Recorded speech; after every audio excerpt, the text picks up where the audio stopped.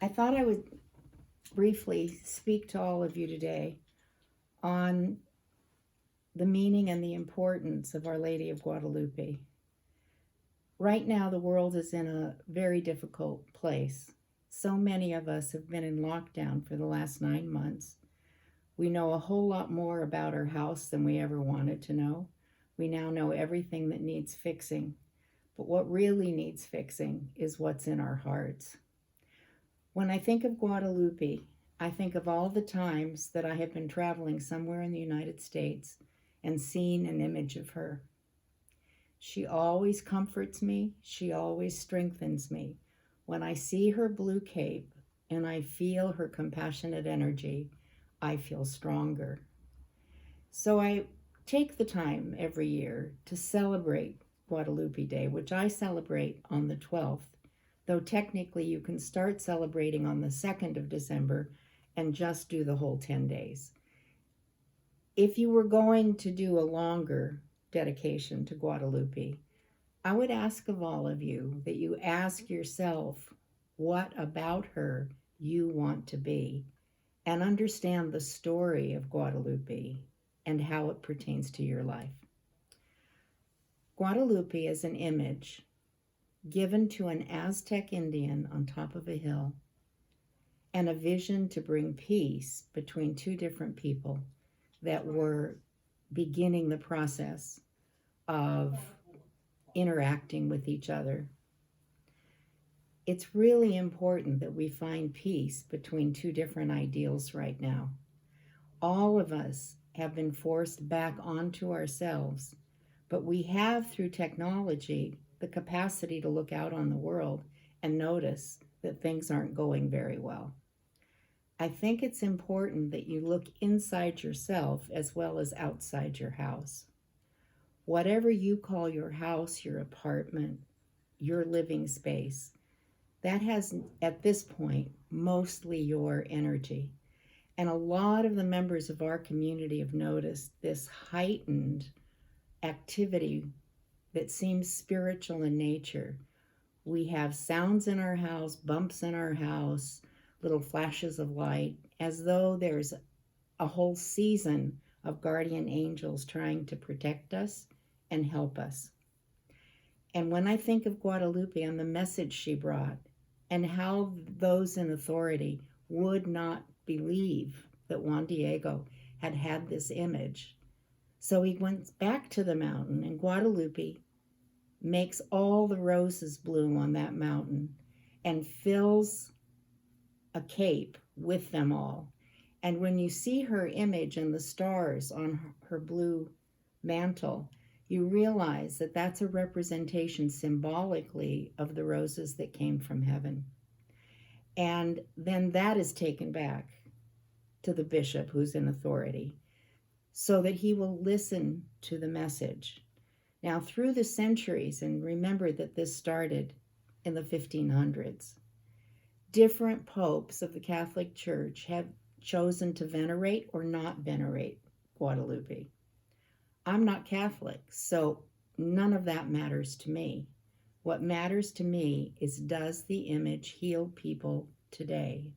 And everywhere I go where I find her image painted on the side of a business, worn on a gangbanger's t-shirt, some woman on the street wearing earrings or a bracelet, everywhere I see that, I know that that image, that entity, has touched that heart, even if they don't know to what extent.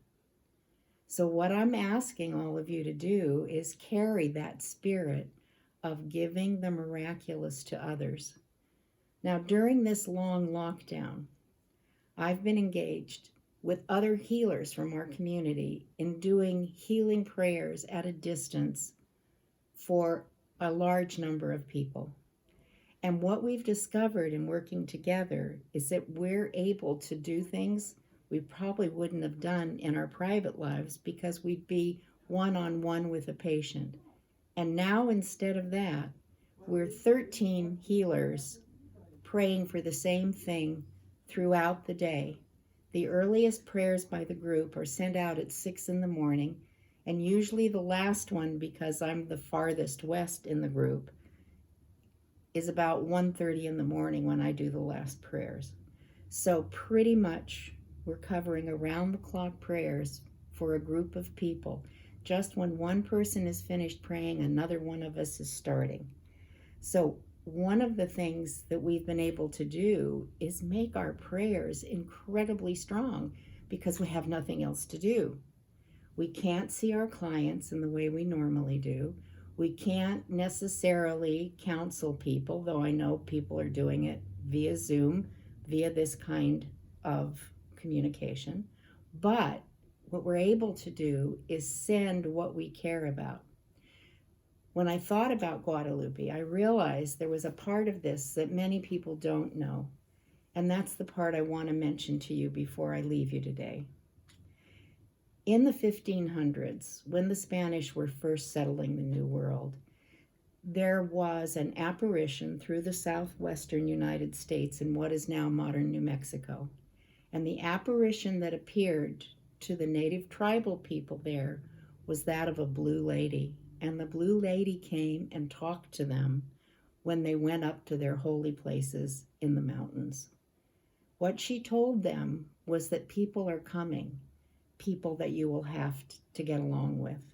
And that blue apparition is among the traditions that exist all over the world of a blue lady that comes, talks to you, and tells you what is coming.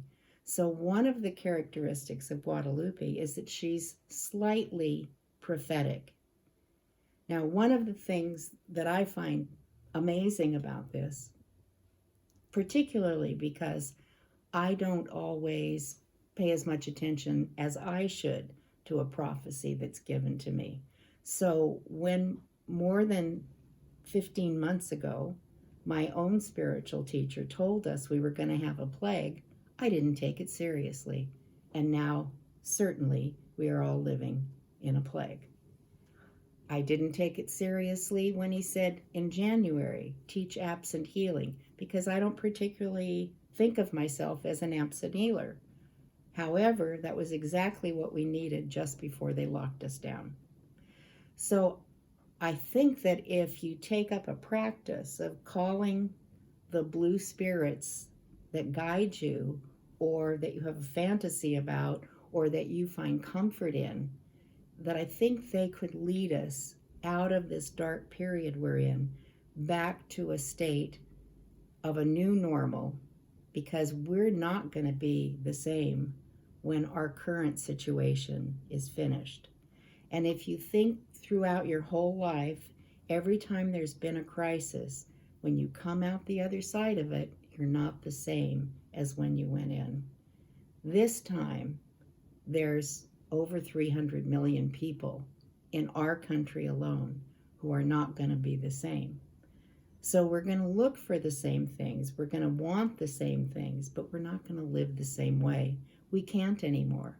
We're going to live with a new reality. So as I leave you today, I want you to do several things. Every day, think about what you know about the future. And every day, send love and light to the world. And every day, take some love and light that's coming toward you and cherish it in your hearts. Thank you so much. Where's our little clicker board? Oh. We need a clicker board. Thank you.